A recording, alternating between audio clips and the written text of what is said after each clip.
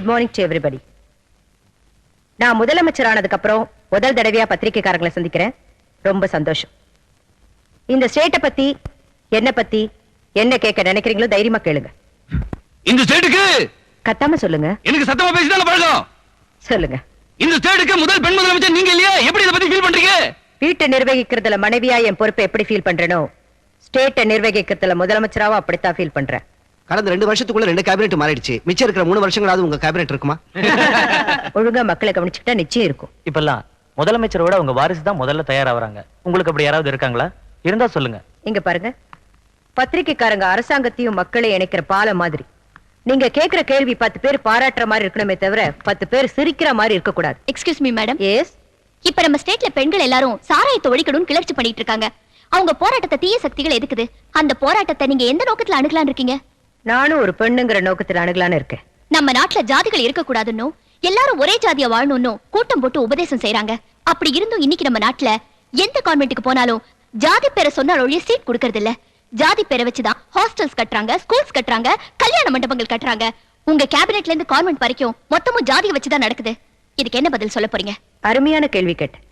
ஆனா தெய்வங்களையும் மதங்களையும் ஜாதிகளையும் வச்சுக்கிட்டு பிறந்த இந்த உலகத்துல இந்த கேள்விக்கு பதிலே சொல்ல முடியாது. முந்தா நாள் ஏன் டெல்லிக்கு போனீங்க? மத்திய அரசோட ஃபங்க்ஷனுக்காக மட்டும் போகல, மக்களுக்கு தேவையான நிதியுதவி கேட்க போனேன். நீங்க இப்ப பாடுபடுறது நாட்டோட நன்மைக்காகவா இல்ல வர எலெக்ஷன்ல ஓட்டு வாங்கவா? ஓட்டு வாங்க தவறான அடி வைக்கிற தலைவர்கள் என் பார்வையில பரிமாறின எலமென நின்னுக்கிட்டு எப்பவோ வரப்போற மழையை எதிர்பார்க்கிறவங்க. அந்த அரசியல்வாதிகளை நான் விடமாட்டேன். என்னால செய்ய முடிஞ்சதை செய்வனே தவிர வெறும் ஓட்டுக்காக எச்சிலையை திங்க அலையிற நாய் மாதிரி நான் என்னைக்கும் நடக்க மாட்டேன். நீங்க ஒரு எலிமெண்டரி ஸ்கூல் டீச்சர் மனைவி இல்லையா? உங்க சோசியல் சர்வீஸும் உங்க ஃபாதரோட சுதந்திர போராட்டமும் உங்களை மக்கள் மதிக்கிற நல்ல தலைவியாக்கி இன்னைக்கு உங்களை சீஃப் மினிஸ்டர் ஆக்கிருக்கு. ஆனா உங்க ஹஸ்பண்ட் நீங்க இன்னும் எலிமெண்டரி ஸ்கூல் டீச்சராவே வச்சிருக்கிறது மக்கள் மத்தியில உங்க சிம்பிளிசிட்டியை பிரச்சாரம் செய்யறதுக்காகத்தான் ஒரு சிலர் சொல்றாங்க. இத பத்தி உங்க ஹஸ்பண்ட் வருத்தப்படுறது இல்லையா? ஏமா, நான் அப்படி ஃபீல் பண்ணல.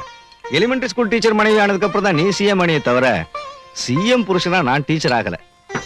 நான் வேதனைப்படுறது எப்பன்னா என் மாணவர்கள் தப்பு செய்யறப்பவும் பரீட்சையில ஃபெயில் ஆகிறப்பவும் தான். அந்த மாணவர்களை கலெக்டர் இருக்கலாம், சிஎம் இருக்கலாம், ஜனாதிபதியும் இருக்கலாம். காந்திஜி அன்னைக்கு 2 சின்ன பெண்களை கைத்தாங்களா பிடிச்சுக்கிட்டு நடந்ததுக்கே தப்பா பேசின உலகம் இது. அதை நீ பெருசுப்படுத்தாது. அதிகாரத்துல உள்ளவங்க மென்டலாவும் இருக்கக்கூடாது, சென்டிமெண்டலாவும் இருக்கக்கூடாது. நீ தவறாம ஸ்ட்ரெயிட் ஃபார்வர்டா இருக்கணும். என் மனைவி என்னதான் சிஎம்மா இருந்தாலும் இந்த எலிமெண்டரி ஸ்கூல் டீச்சர் சம்பளத்துல தான் சாப்பிட்டுட்டு இருக்கா. அதான் அவளோட பெருமை. எனக்கு அந்த சம்பளமும் சரியான டைமுக்கு வர்றதில்ல. 1ஆம் தேதியே கொடுக்க ஏற்பாடு செய். வீட்டுல கஷ்டமா இருக்கு. ஆகட்டும் ஆகட்டும்.